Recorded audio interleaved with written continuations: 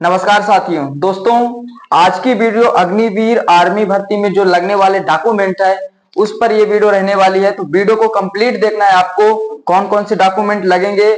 और जो लड़के मिस्टेक करते हैं, मिस्टेक कर देते हैं डॉक्यूमेंट पर, कहीं नाम गलत लिख देंगे, कहीं कुछ हो जाएगा, तो कौन से मिस्टेक है सब कुछ आपको बताने वाले हैं। एफिडेविट पर क्या मिस्टेक हो जाती है, एफिडेविट कब भरना चाहिए, क्या भरना चाहिए, एफिडेविट कहाँ बनेगा, सब कुछ मैं आपको बताने वाला हूं। ठीक है, कितने डॉक्यूमेंट लगेंगे। ठीक है, तो वीडियो को कंप्लीट देखना है। चलिए स्टार्ट करते हैं। सबसे पहले आपका इस प्रकार का एडमिट कार्ड होगा। ठीक है, ये एडमिट कार्ड, इस एडमिट कार्ड को आपको कलर प्रिंट निकलवाना है। ठीक है, जब आप भर्ती देखने जाएंगे फिजिकल मारने। ठीक है, क्या फिजिकल के पहले डॉक्यूमेंट चेक होगा? जी नहीं, फिजिकल में जब आप एंट्री लेंगे तो आपका डॉक्यूमेंट वहां चेक नहीं होगा। पहले वाली भर्ती में क्या होता था कि आपका ये देखते थे, ठीक है, एडमिट कार्ड देखते थे और आपकी हाइट चेक करते थे। ठीक है, लेकिन इस बार की भर्ती में सिर्फ एडमिट कार्ड देखा जाएगा और आधार कार्ड। ठीक, फिर उसके बाद आपका अंदर जाने दिया जाएगा, फिर फिजिकल होगा। फिजिकल के बाद डॉक्यूमेंट्स जो होते हैं उसके बारे में मैं बता रहा हूं। ठीक है, अंदर कौन कौन से डॉक्यूमेंट चेक होते हैं, ठीक, कितनी फोटो लेकर जानी है आपको। तो चलिए, पहले आपका एडमिट कार्ड होगा। ठीक, फिर उसके बाद जो कि आपके एडमिट कार्ड में आपका डेट, यहाँ पे जिस दिन आपका फिजिकल होगा उस दिन का डेट होगा, यहाँ पे प्लेस होगा जहां आपकी भर्ती चालू होगी। ठीक है, जहां आप भर्ती होगी तो वहां का प्लेस डालना है आपको और अपनी साइन करना है। ठीक है, और एंट्री ले लेना है। ठीक है, फिर उसके बाद आपका नेक्स्ट जो रहने वाला है डॉक्यूमेंट, वो 10वीं की मार्कशीट। ठीक, 10वीं और 12वीं की मार्कशीट। यदि आपने 12वीं पास किया है तो 12वीं की मार्कशीट। ठीक है, यदि आपने 10वीं पास किया है तो 10वीं की मार्कशीट। जो आपने फॉर्म फिलअप में डाला होगा, यदि आपने कॉलेज तक का डाला है, आईटीआई तक डाला है, कॉलेज तक बीए तक डाला है, तो आपको बीए तक की सर्टिफिकेट लेकर जानी है। ठीक है, क्योंकि वहां जब डॉक्यूमेंट में देखा जाएगा आपके कि आपने फॉर्म फिलअप में क्या भरा था। ठीक है, 10वीं पास भरा था या 12वीं पास, या आपने बीए या आपने आईटीआई कॉलेज कहां तक भरा था, तो वहां तक का सर्टिफिकेट वो मांगेंगे। ठीक है, यदि आपके पास नहीं है तो आपको रिजेक्ट कर दिया जाएगा वहीं से। ठीक है, डॉक्यूमेंट से। यदि आपने 10वीं तक लेकर गए और आपने बीए तक यानी आपने कॉलेज तक का क्वालिफिकेशन डाला था, तो वहां तक आप लेकर नहीं गए, ठीक है, कॉलेज का सर्टिफिकेट नहीं है, तो आपको वहां से सीधे भगा दिया जाएगा। ठीक है ना, वहां से आपको डिस्क्वालीफाई किया जाएगा। ठीक, इस बात को विशेष ध्यान रखना है। ठीक, ये 10वीं की मार्कशीट, 12वीं की मार्कशीट। 12वीं की मार्कशीट में आपका नाम और आपके मम्मी पापा का नाम और आपकी डेट ऑफ बर्थ एकदम फिट होनी चाहिए, सही होनी चाहिए। ठीक है, तभी आपको फिट किया जाएगा।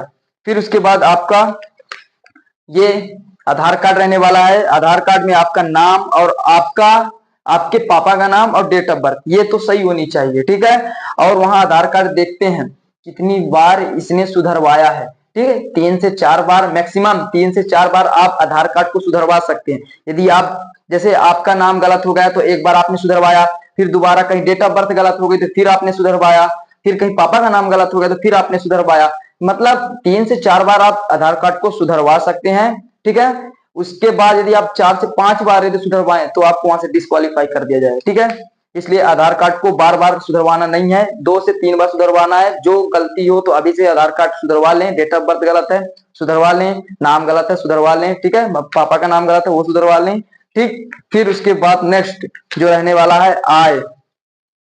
आय ये आपका पिन कार्ड रहने वाला है। ठीक है, पिन कार्ड आपका रहने वाला है, जो कि क्या हम बहुत से सोचते हैं कि मैं तो अभी 17.5 का हूं, मेरा पिन कार्ड बना ही नहीं है तो क्या लगेगा। तो कोई कंपलसरी नहीं है कि लगेगा ही। ठीक है, यदि आपके पास है तो लेकर जाइए, लगेगा, यदि नहीं है तो कोई जरूरी नहीं है। ठीक है इसका।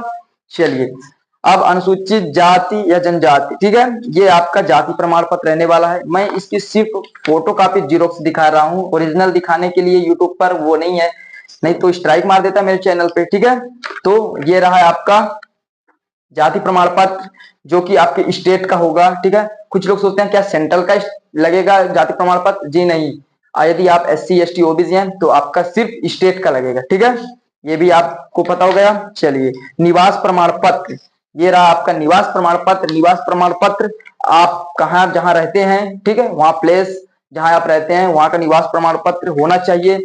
कुछ लोग सोचते हैं 17.5 का हूं, मेरा तो अभी निवास प्रमाण पत्र बना ही नहीं है, बन ही नहीं रहा है, तो कोई दिक्कत वाली बात नहीं है। लड़के और लड़कियां दोनों के लिए रहने वाली ये वीडियो। ठीक है, तो कोई दिक्कत की बात नहीं है। यदि आपके पास है निवास प्रमाण पत्र ठीक है, नहीं है तो आप अपने पापा का भी लगा सकते हैं। आप वहां सेंटर पर बोल सकते हैं कि मेरा तो अभी 17.5 की एज है, 18 साल से ऊपर बनता है, तो मेरा नहीं बना है, कोई दिक्कत वाली बात नहीं। ठीक है, निवास प्रमाण पत्र हो गया, आपके पास है तो लेकर जाना है। ठीक, इसकी फोटो कॉपी, सबकी फोटो कॉपी आपको दो दो या तीन तीन रखनी है, तीन तीन मैक्सिमम है। ठीक है, 3 फोटो कॉपी आराम से रखनी है। ठीक, फिर आय प्रमाण पत्र रहने वाला है आपका, आय प्रमाण पत्र लगना एकदम कंपलसरी है। ठीक है मेरे भाई, जो कि आपका 3 साल से पुराना नहीं होना चाहिए, यानी अभी 2024 है तो 2022 तक का चल जाएगा। ठीक है, 22, 23, 24। ठीक है, मतलब 3 साल के अंदर का होना चाहिए। ठीक, 4 साल पुराना है तो नहीं चलेगा। ठीक है, तो आपको इस पर ध्यान देना है, डॉक्यूमेंट पे सबसे ज्यादा। ठीक है ना, आय प्रमाण पत्र एक बार देखना है आपको कि हमारे पापा का आय प्रमाण पत्र क्या कितना पुराना है। ठीक है, तो उसको सुधरवा लेना है,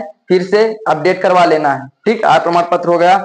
फिर आपका है चरित्र प्रमाण पत्र, स्कूल वाला। ठीक है ना, जैसे कुछ लोग होते हैं कि वो कॉलेज करने लगते हैं, फिर वो सोचते हैं 10वीं का मेरे को 10वीं की चरित्र प्रमाण पत्र बनवाने जाना है 10वीं की स्कूल में। ठीक है, तो वो जाते नहीं, कोई कंपल्सरी नहीं है कि आप चरित्र प्रमाण पत्र स्कूल वाला ही लगेगा। ठीक है, यदि आपकी व्यवस्था है, यदि आपको मिल जाता है स्कूल वाला चरित्र प्रमाण पत्र तो आपको लेकर जाना है। ठीक है, नहीं मिलता तो कोई दिक्कत वाली बात नहीं है। ठीक है, चलिए ये भी हो गया।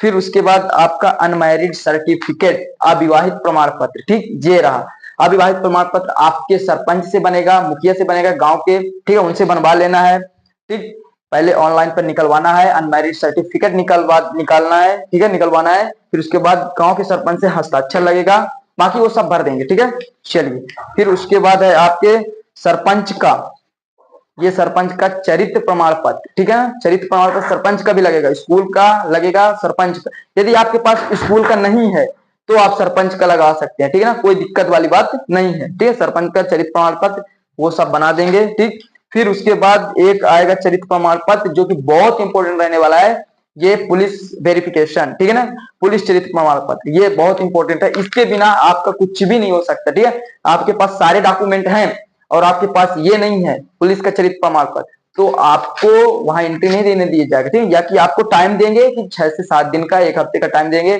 तो आपको बनवा के लाना है।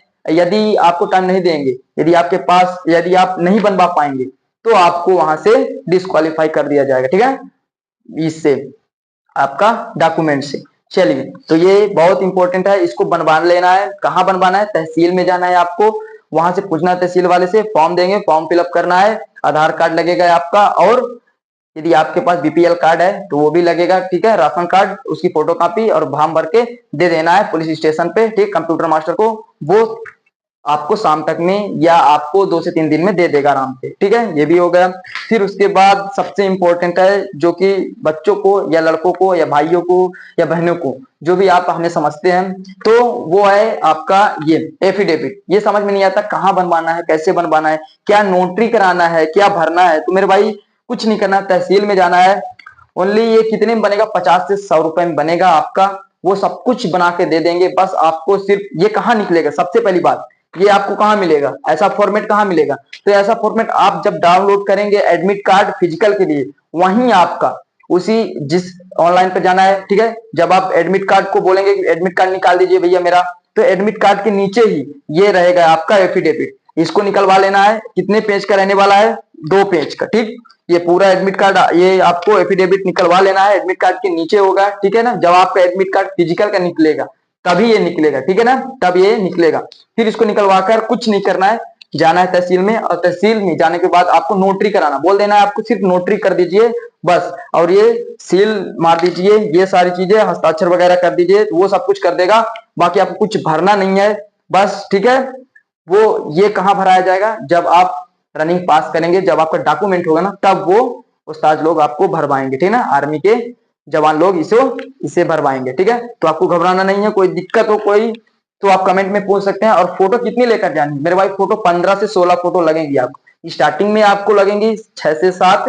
ठीक है, जिस दिन मेडिकल चेकअप होगा, और फिर उसके बाद जिस दिन मेडिकल चेकअप होगा 6 से 7, और जिस दिन डॉक्यूमेंट चेकअप होगा उस दिन आपको 6 से 7 फोटोज लगने वाले हैं। तो कैसी लगी ये वीडियो कमेंट करके बताना है। जो कुछ भी आपको समझ में ना आया हो मेरे भाई, तो आप कमेंट में पूछ सकते हैं, आपके लिए बेसिक सी वीडियो फिर से बना दूंगा जो समझ में नहीं आया हो तो। ठीक है, बाकी आप चैनल को फ्री ऑफ कॉस्ट है सब्सक्राइब कर सकते हैं, कोई भी दिक्कत हो। ठीक है, फिजिकल हो, मेडिकल हो, किसी भी दिक्कत से आप पढ़ रहे हैं, ठीक है। आपको कोई भी समस्या हो तो आप कमेंट में पूछ सकते हैं। बाकी आपको पता ही है मैं कौन हूँ, ठीक है। मैं भी एक्सीलेंट मारा हूँ, मैं भी आर्मी की भर्ती देखा हूँ, डॉक्यूमेंट सब कुछ क्लियर था, बस प्री मेडिकल में अनफिट हुआ हूँ, ठीक है, कान के पर्दे में, ठीक है मेरे भाई। तो चलिए फिर मिलते किसी नेक्स्ट वीडियो में किसी नेक्स्ट टॉपिक के साथ। जय हिंद।